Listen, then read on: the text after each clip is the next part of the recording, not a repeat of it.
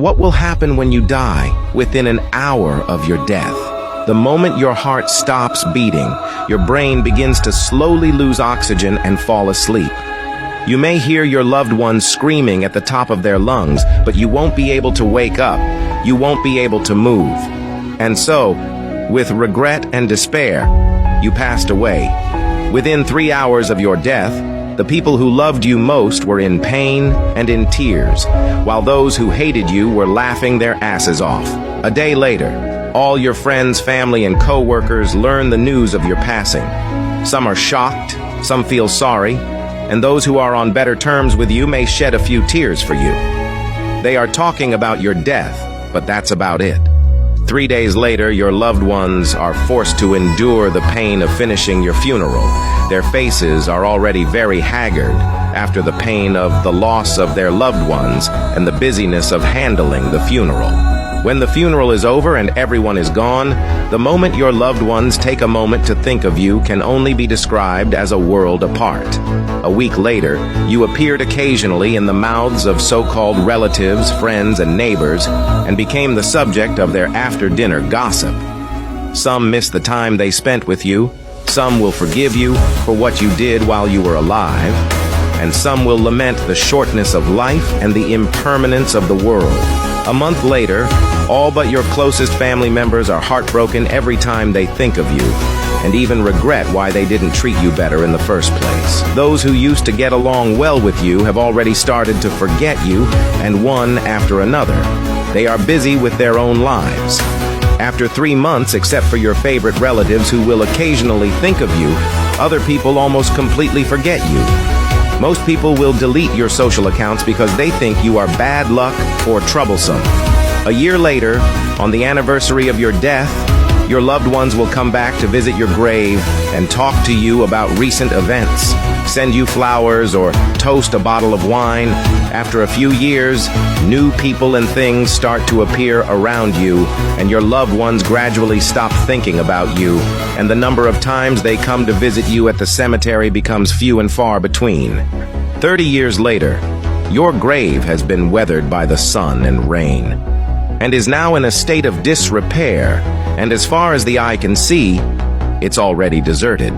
Those who hated you have long forgotten who you were, and those who loved you have passed away one after another.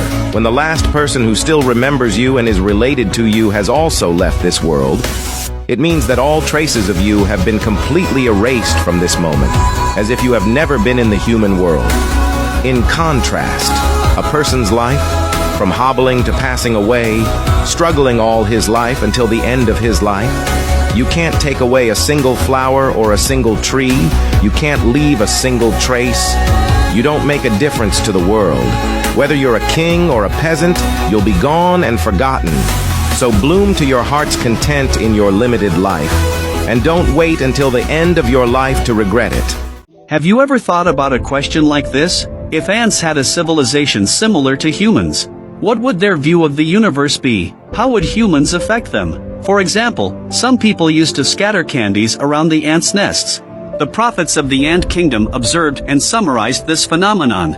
They thought it was a gift from the gods, and established the candy religion. They believed that if they prayed, they would get a constant supply of food. But after a long time, no more humans came to throw food. No matter how much the ants prayed, it didn't help. So many ants began to question the existence of the gods. During this period, some scientific pioneers emerged in the ant world. They started a massive scientific enlightenment movement. They were the first to explore the inside of their nests. They discovered that the entire nest was surrounded by transparent glass. So the ant scientists called the part inside the glass the earth, and called the transparent glass that surrounded it the atmosphere. Driven by curiosity, they kept exploring the outside world, and discovered that beyond the glass was a room where humans lived, and called this vast space the universe. At this point, the ant society was like opening the door to a new world. They began to discover all kinds of new things in the universe. Like a light bulb that emits light, they named it the sun. They also discovered the biggest cause of instability in the universe, humans. Although it's safe most of the time, but once in a while, a tiny movement can cause a violent upheaval in the universe. The ants called this phenomenon cosmic storms. and after a long period of observation and research, summarized the ant civilization's first law of the universe. According to this law, the timing of cosmic storms is random and irregular. Not only is it unpredictable, but the results of each storm are different. One of the famous ant scientists, in the course of research on the sun, he discovered that the surface of the sun has a layer of glass that is the same material as the Earth's atmosphere and called it the solar wall. This amazing discovery took the ant world by storm. Scientists, according to the atmosphere and the solar wall of the intrinsic connection, they proposed the hypothesis of the birth of the universe. The universe began as a giant glass ball, suddenly exploded one day. The resulting fragments evolved over a long period of time, with one part forming the sun and the other part forming the earth. Although this hypothesis explains part of the universe, but it's also challenged by some ant scientists, because it didn't solve the problem of cosmic storms. Later, they discovered the glass windows in human rooms, and proposed a multiverse and an infinite universe. And later on, they observed the doors through which humans enter and exit. The ants came up with the hypothesis of black holes and white holes. When the gate opens, it's a black hole. When the gate is closed, it's a white hole.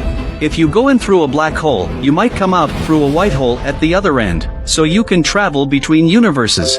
As the world of ants develops technologically, various hypotheses have been proposed over and over again, continuously refreshing the ants' knowledge. However, to humans, these so-called explorations and discoveries of the ants are nothing. So, to higher dimensional civilizations, is what we humans do as ignorant and even ridiculous as the behavior of ants?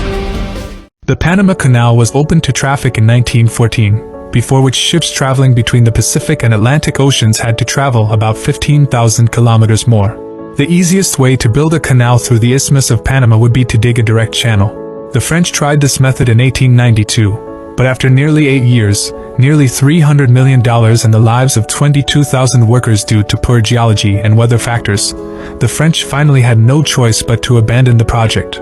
The Americans, who took over, came up with the idea of simply leveling the ground and then building a dam to create an artificial lake above sea level, which would allow ships to cross the Isthmus of Panama with ease.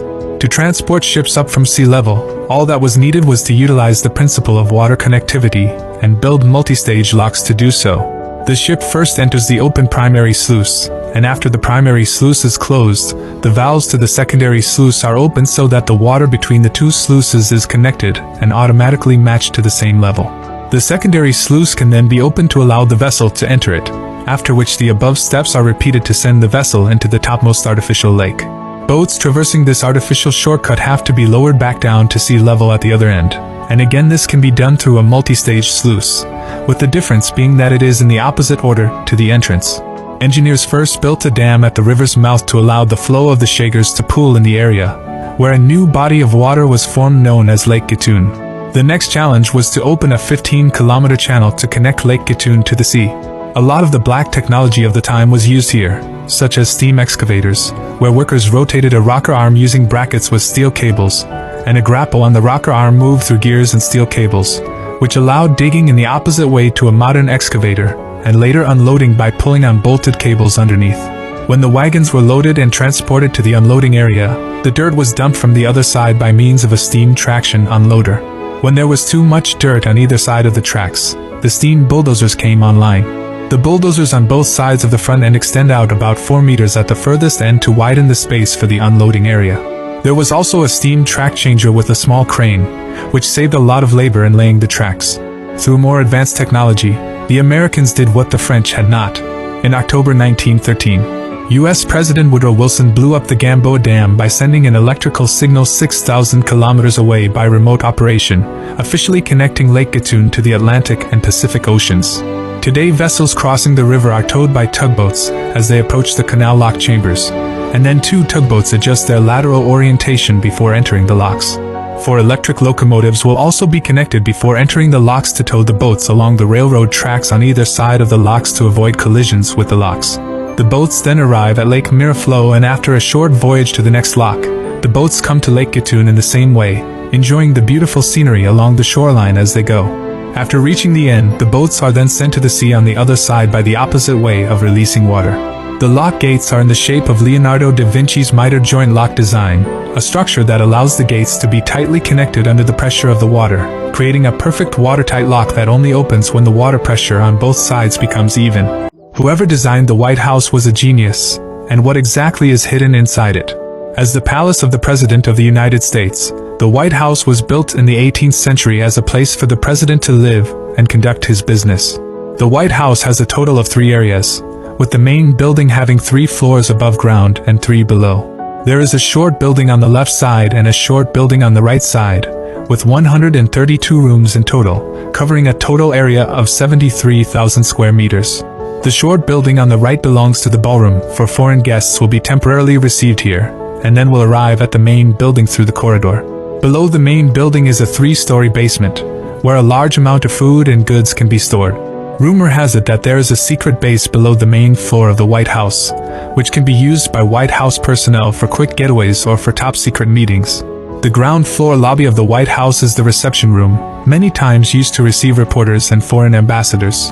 The floor is covered with a blue oval patterned carpet embroidered with symbols of the 50 states of the United States, and a large circular painting depicting an American landscape hangs on the wall.